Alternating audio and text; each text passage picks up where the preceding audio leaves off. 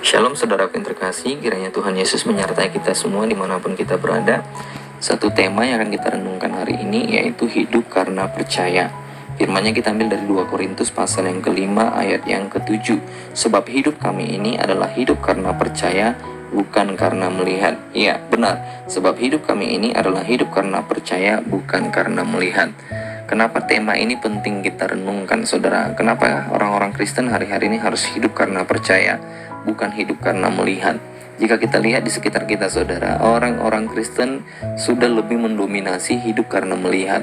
Kalau situasi baik, keadaan baik, kondisi di sekitar dia baik, semua mendukung, maka itulah kehidupan yang sesungguhnya bagi dia. Ya, kalau ada rintangan, kalau ada halangan, kalau ada ancaman, kalau ada situasi yang tidak baik, ada kondisi yang tidak baik, mungkin ekonomi sedang digoyang, mungkin usaha lagi tidak baik, ya mungkin keuntungan-keuntungan yang biasa tidak diterima sedang tidak baik, maka dia akan berkata, Tuhan di mana? Kenapa Tuhan izinkan begini? Mungkin bisa saja dia mungkin mengutuki Tuhan. Kenapa Tuhan ini begini? Kan saya juga sudah berdoa, saya sudah serahkan semuanya rencana ini kepada Tuhan. Tapi kenapa ini seolah seperti Tuhan izinkan ini terjadi dalam kehidupan saya? Dia berkata saya tidak siap menerima semuanya ini. Ya, artinya dia ingin menjadi seorang Kristen yang taunya hanya menerima berkat. Saudara, jika demikianlah kehidupan orang-orang Kristen, orang-orang percaya, maka sia-sialah janji-janji Allah yang sudah ditorehkan di dalam firman Tuhan. Yang kita boleh baca di situ ada 7.000 lebih janji Allah dalam firman Tuhan. Artinya 7.000 lebih itu akan digenapi, akan dinyatakan bagi orang-orang percaya yang terus menaruh pengharapannya kepada Tuhan, bersandar kepada Tuhan, tidak pernah goyah, nggak pernah putus harapannya. Dia terus hidup karena percaya pada janji-janji Allah. Ya, saya akan kasih ilustrasi yang begini, saudara. Ada satu orang, dia tanamlah 3 tanaman dalam 3 polybag. Jenis tanamannya sama, polybagnya ukurannya sama, kemudian dia masukkan ya, jumlah banyaknya tanahnya ini, jenis tanahnya juga sama. Nah, di hari pertama dia tanamlah tanaman itu. Seiring berjalannya waktu, hari demi hari disiram, dia dirawat, kemudian dikasih mungkin pupuk dan sebagainya. Ya, minggu pertama berlalu, masuk minggu kedua, terlihatlah di tanaman itu, ketiga tanaman itu terlihat ada gulma-gulma tanaman-tanaman yang mencoba untuk hidup di sekitar tanaman itu dalam polybag itu. Maka orang tersebut mencoba berpikir, saya coba lakukan eksperimen lah. Dia lakukan perbedaan dalam polybag yang pertama. Polybag pertama dia bersihkan semua gulma-gulma, dia bersihkan semua tanaman-tanaman, rumput-rumput ilalang yang mencoba hidup, dia bersihkan, dia tidak izinkan tumbuh satupun selain daripada tanaman itu. Tapi terhadap tanaman yang kedua dan ketiga, dia tidak lakukan apa-apa selain hanya siram gitu. Nah, minggu kedua berlalu, ya hari demi hari, berlalulah minggu kedua. Maka masuk minggu ketiga, orang tersebut melihat lagi apa yang terjadi dengan tanaman ini. Ya, ternyata benar tanaman yang pertama, yaitu polybag yang pertama, terlihat bahwa tanaman ini jauh lebih subur, lebih besar, lebih segar begitu. Tetapi tanaman yang kedua ini aneh, saudara. Dia malah mulai melemah. Justru gulma-gulmanya yang terlihat semakin besar, tanamannya semakin mengecil. Tetapi terhadap tanaman yang ketiga berbeda. Tanaman yang ketiga ini, dia itu di polybag yang ketiga, ya, seolah seperti terlihat ada perjuangan, ya, ada daya juang dari tanaman ini. Dia berjuang untuk terus bertumbuh, walaupun ada gulma-gulma di sekitar dia, dia terus bertumbuh gitu. Tapi gulmanya juga tidak menyerah gitu ya. Nah, kemudian minggu kedua berlalu, saudara. Minggu kedua berlalu, masuklah minggu ketiga.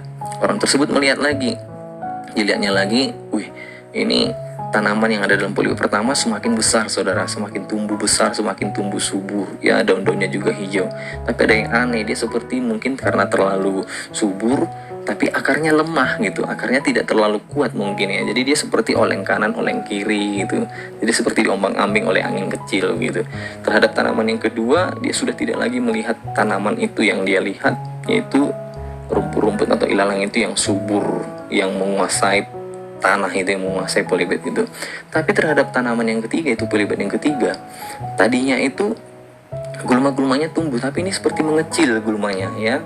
Ilalang-ilalang, rumput-rumputnya itu semakin mengecil, bahkan ada beberapa yang sudah mulai menguning, tanamannya yang mulai subur gitu. Masuklah minggu keempat, saudara. Minggu keempat terlihatlah bahwasannya di akhir minggu keempat, ya, terlihatlah bahwa di polybag yang pertama ini, saudara, ya, tiba-tiba terlihat sama orang ini, tanamannya ini patah, saudara.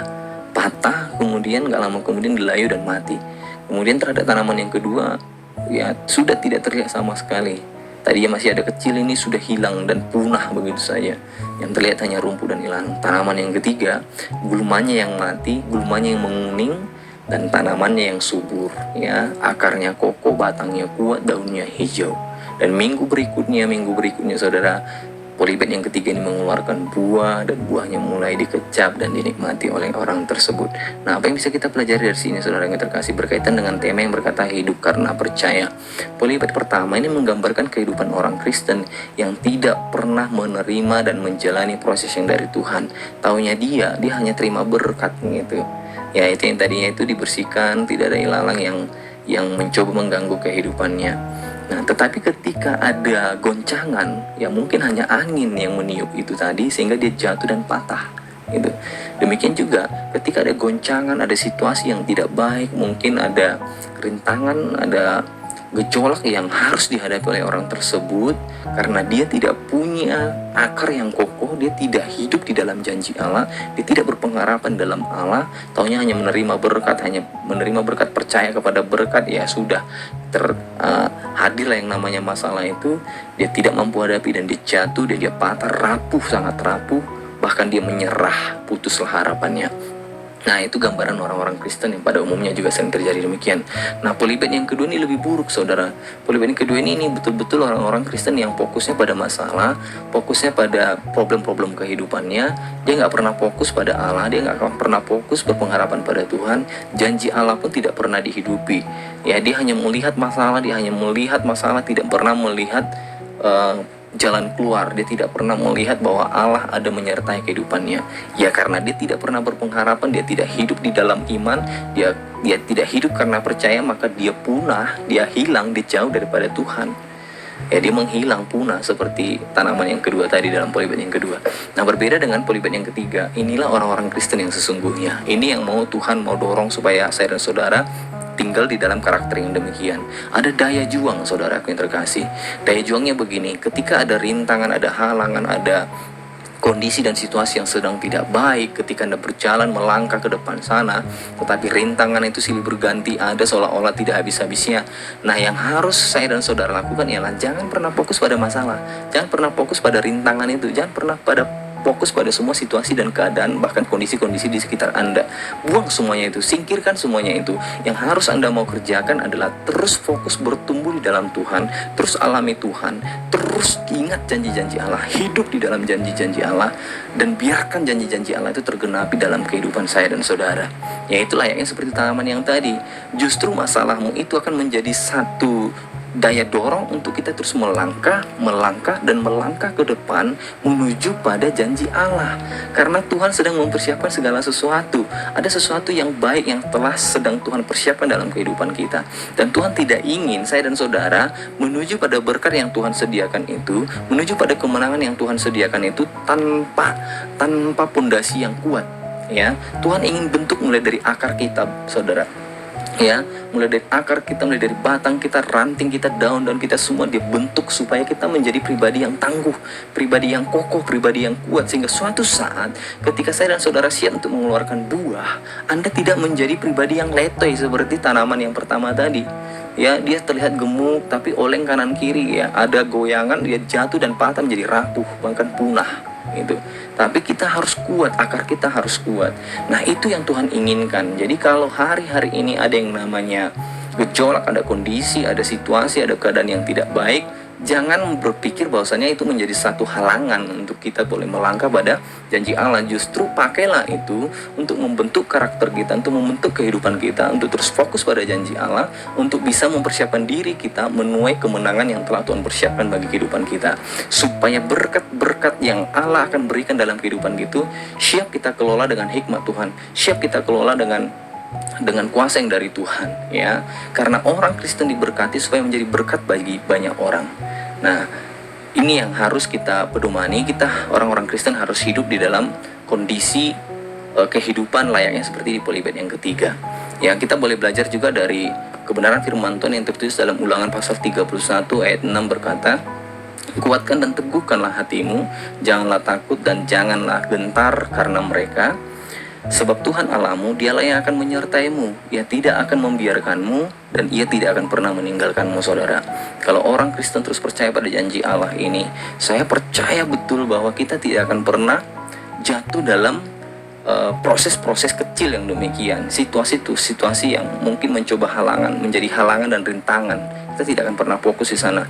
Fokus kita hanya kepada janji Allah, fokus kita pada iman dan pengharapan kita bahwa Allah menyertai kita, Allah ada bersama dengan kita, ya tidak biarkan kita, ya tidak tinggalkan kita. Ya Allah yang akan terus menyertai, memelihara dan menjaga kehidupan kita. Penutup saudara yang terkasih, ini janji Allah yang menjadi pegangan kita juga. Yesaya 41:10 berkata, janganlah takut sebab aku menyertaimu, janganlah bimbang sebab aku ini Allahmu, aku akan meneguhkanmu, bahkan akan menolong engkau, aku akan memegang engkau dengan tangan kananku dan membawamu pada kemenangan. Ada satu kemenangan yang telah Tuhan persiapkan bagi kita, oleh karena itu persiapkan hatimu, persiapkan hidupmu, kuatkan dan teguhkan hatimu, jangan goyah, jangan lemah, jangan rapuh, terus menjadi pribadi yang kuat, berkarakter yang kuat, hidup dalam Tuhan, hidup dalam pengharapan, hiduplah karena percaya, karena hidup orang yang percaya ialah walau dia belum melihat, walau dia melihat wujud di depan sana, belum dilihatnya berkat di ujung sana, tapi dia terus percaya bahwa berkat itu sudah telah Tuhan persiapkan bagi orang-orang yang percaya sepenuh hati kepada Tuhan Yesus Kristus.